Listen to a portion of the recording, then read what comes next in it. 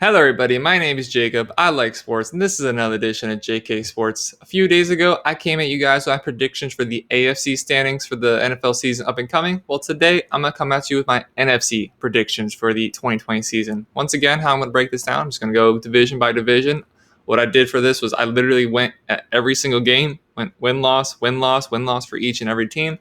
Hopefully, I didn't make too many mistakes by doubling up on games, but bear with me. I'm not perfect. So, to start things off, I'm going to kick it off with the NFC East. NFC East, a division that is always weirdly competitive. You never really see, or you don't often see a team that you look at them and say, like, that's a Super Bowl team. However, the Eagles have emerged from the pack as the best team in that division. Carson Wentz has really picked them up, and last year took them to the playoffs when he had no wide receivers. That team was full of injuries. So, again, I got them winning the division, going 11-5 this time.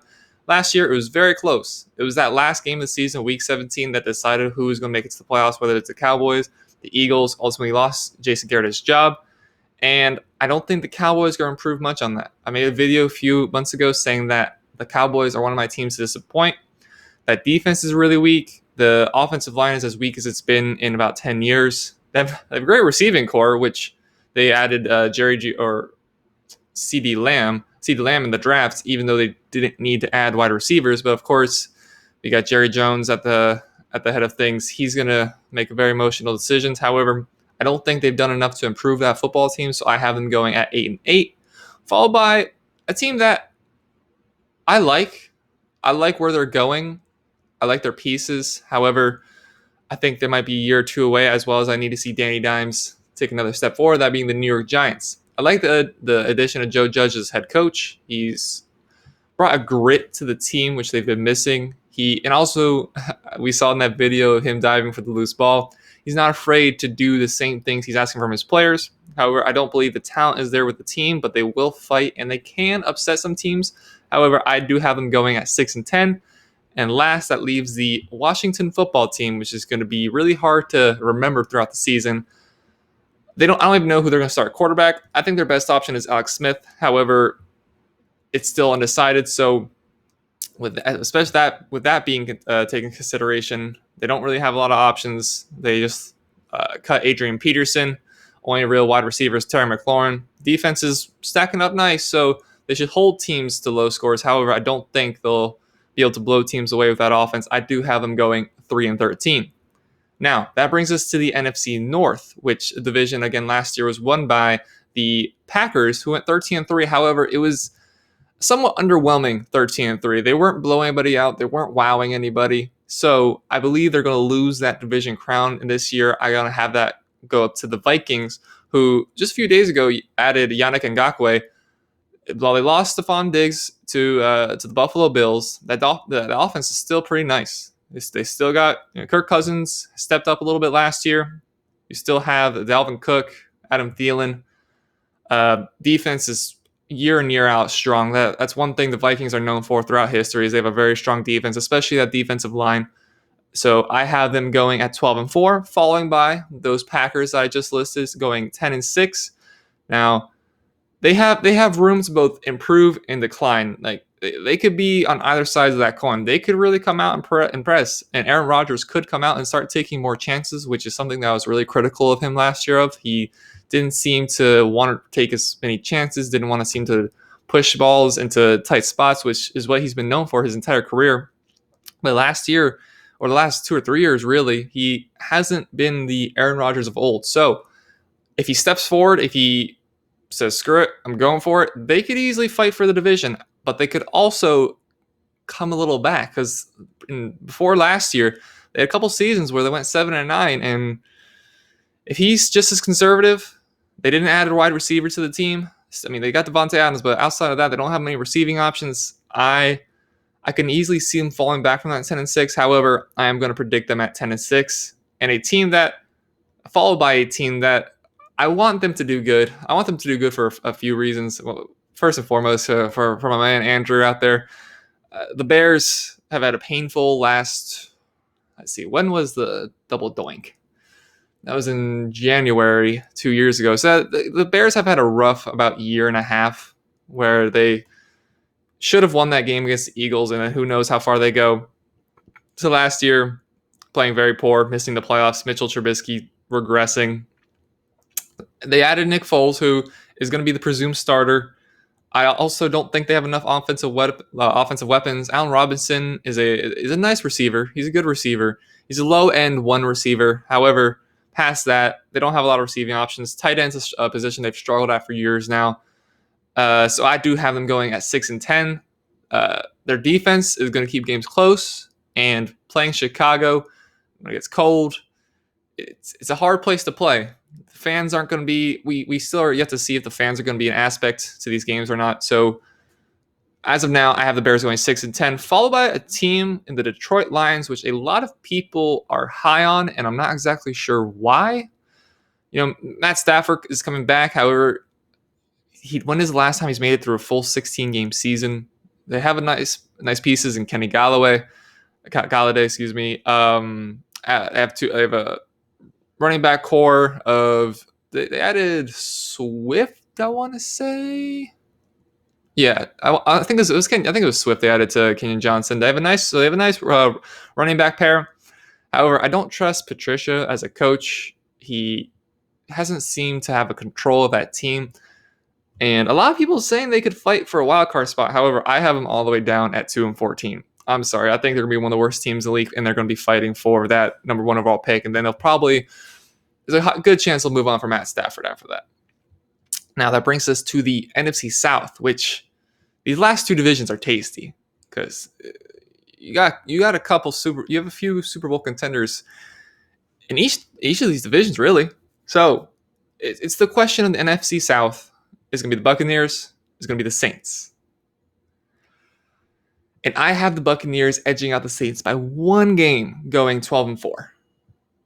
Now, Tom Brady's worst month statistically has been September, when they first start off the season. And especially this season, when they haven't had live game reps from a preseason, I believe they're going to struggle and they're going to lose their week one game against the Saints. However, then they have a few easy games after that, so they should be able to pick up. I think overall the team's better. I think I have a weird vibe coming out of New Orleans. New Orleans, since the Drew Brees controversy, now Alvin Kamara contract issue, Michael Thomas being a diva, I don't feel good about the Saints. It's really disappointing because this is going to be Drew Brees' last season, and the team is surrounded by so much uncertainty, a cloud of what's going to happen with this team. I still think they're going to come in one spot short of those Buccaneers, coming in at 11-5. Okay, I need to go back to the Buccaneers. Went way too fast when they got past the Saints. Buccaneers, that team, there's week in, week out, there's not going to be many teams that compete with the Tampa Bay Buccaneers. Last year, their defense was good.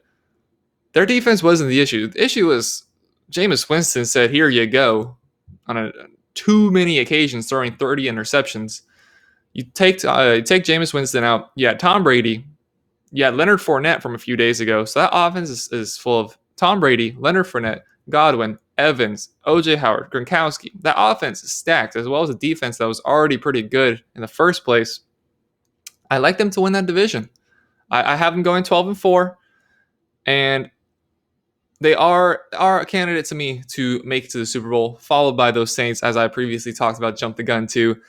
Like I said, got some uncertainty with them. 11-5 is still respectable. 11-5 is still enough to make the playoffs. However, there is a error of uncertainty with that team that I get an icky feeling when it comes to them. Then followed by the perennial disappointment being the Atlanta Falcons. Excuse me. I have them coming in at 7-9. They somewhat saved the season last year. They definitely saved Dan Smith, or whatever his name is, his head coaching spot. Started the season off very poorly last year, but then they, towards the end of the year, got that victory against the 49ers and looked to start hitting a stride. I think they finished the season 5-2. Of course, winning that game against the Buccaneers in overtime last year when Jameis Winston yet again said, "Here you go," on the first play of overtime, pick 6. They have a very talented offense. Julio Jones, Calvin Ridley hopefully can step up this year. Todd Gurley being added to the team. We don't know if he's going to be any sort of the old running back he once was a few years ago when he was number one running back in the league. Added Hayden Hurst, who has been considered a bust. in Baltimore. So they have players on paper that are very good. I just want to see if this team holds together. If Dan Quinn, excuse me, Dan Quinn can hold his spot for one more year. However, I do have him going at a disappointing 7-9, and that caps off the division with a team in the Panthers who could be similar to the Dolphins of last year, where they don't have a good team on paper. And rather than the Dolphins method, which was we were really good on defense and we were really good, we weren't on paper good on defense. However, we had that grit to us that it was hard to score on, especially towards the end of the year. Panthers have this new offensive-minded head coach. Teddy Bridgewater came in, who is he's a relatively conservative quarterback. However, he's an adult. He's a grown-up. He's been in the league for multiple years, and he knows how to work after he had to come back from that awful leg injury. Christian McCaffrey is, of course, the best running back in the league currently. So they have those two, but outside of that, it's a very weak team. However, for years to come, if they choose to stick with Teddy Bridgewater and they add to that team, it could be a viable team. However, I have them going down at 4-12. And if they so choose, they could possibly go up and get one of the top 3 quarterbacks in the league. And in that new offense, I really trust them to go and do big things. But just not this year. This year, 4-12. And that leads us to our last, but certainly not least division, being the NFC West. And this division is tasty. This division is one of the best divisions I think I've ever seen. San Francisco 49ers, of course, making the Super Bowl last year, surprised some people by doing as well as they did. Got the Seattle Seahawks, Russell Wilson, can never count them out, as well as a team that made the Super Bowl a few years ago with the Los Angeles Rams and a young Cardinals team. All 4 of those teams are very talented. All 4 of those teams show a lot of promise to me. That being said, I don't see much change at the top. I see the San Francisco 49ers going 13-3 and winning the division, as well as securing the number 1 seed in the NFC. The team doesn't have holes.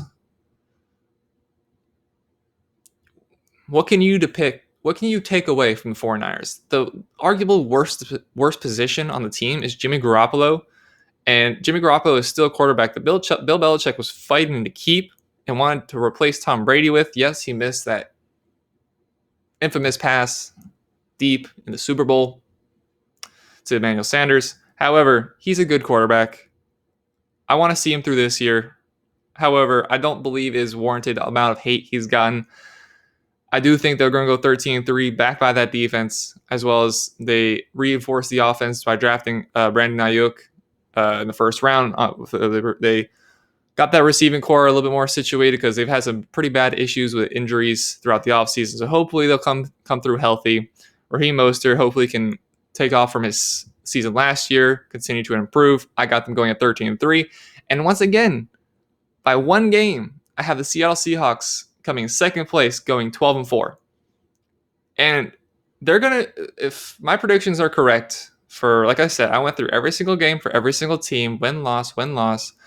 And Week 17, the Seattle Seahawks and the San Francisco 49ers basically have a playoff for the NFC West crown. It's going to be in San Francisco, which gives me the slight nod to the 49ers to beat out the Seahawks. However, Seahawks, a team which last year, also with very little weapons, running back core was extremely depleted through the end of the year. Tyler Lockett's their best receiver, but they have Russell Wilson. They have a quarterback who's going to go down as one of the greatest quarterbacks to ever play this game. My opinion, is the second best quarterback in the league. Somebody that you can never predict a down year from because he's incredibly consistent. He's never injured. He's so smart. I do have him falling 1 game short, that Week 17 game, going 12-4. Followed by another team who's in that division who's very impressive, being the Los Angeles Rams. A lot of people have been dogging on Jared Goff, saying that he's overrated. His accuracy has come into question last season. However, I do believe there was an issue at team because one of their best players, Todd Gurley, he wasn't right. And when your best players aren't right, that kind of goes throughout the locker room, gives a gives, I don't want to repeat this again, but a cloud of uncertainty, because you're looking at this guy like, hey, are you healthy or you're not? And if you're healthy, why aren't you playing?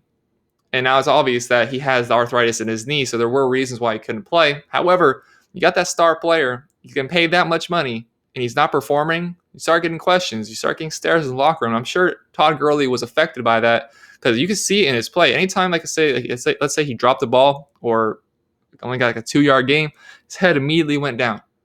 So when your stars aren't performing, it kind of can drag the team down. However, with Todd Gurley gone, offense is still stacked with wide receivers, with what's his name, Robert Woods, Cooper Kupp.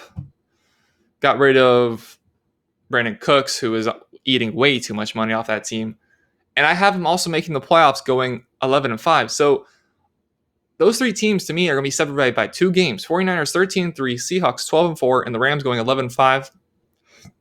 If any of those teams get hot, I can make a case for each one of them winning the division. And unfortunately, the odd man out is the Arizona Cardinals, who in any other division could compete through halfway through the season, probably would be still competing for the division crown. I say you threw them in the NFC East, I'd be a lot more comfortable with them. However, with such a stacked division, I don't know where they can take a game. They probably take one game off one of these guys above them, 1 or 2 games off one of these guys. However, they're just not there yet. Kyler Murray is going to continue to develop and is a possible MVP candidate if they do explode this year. I know he's somebody that personally I'm going to be trying to get in fantasy football this year. Next few years, I want to see this Cardinals team lift forward, maybe add some free agents, add to the draft. However, for this season, I do have them going at 5-11. So that's all the divisions. Now let's break down where that leaves the playoff picture. That leaves the 49ers at the number 1 seed at 13-3. The Buccaneers 12-4, the 2 seed. The Vikings also 12-4, the 3 seed. Eagles rounding out the division winners, going 11-5 with the 4 seed, followed by 2 NFC West teams: Seattle Seahawks 12-4 at the number 1 wildcard team, the Rams 11-5 at the second wildcard team, and of course the Saints coming in at 11-5, going for the 7th seed. That's an incredible conference. If you're 7th seed, who last year wouldn't even make the playoffs, however, this year with the additional wildcard, you're 7th seed at 11-5. That's going to be a fun playoffs. So the playoffs were fun enough last year with, we saw the Saints getting upset the very first week. And I would really love to see that. I would really love to see that breakdown of the playoffs for the NFC. But as always, I could be wrong. What do you guys think is going to happen? Do you guys agree with my picks? Do you have an upset? I really still don't get what the upset with the Lions. Why people think the Lions are going to be that great. However, I could be wrong. They could be right. But once again, guys, my name is Jacob. I like sports. This has been another edition of JK Sports. Please get in the comments down below. Let me know what you think. Who do you think is going to be good? Who do you think is going to be whack? Please subscribe. Please like. I hope you all have a great rest of your day. Bye.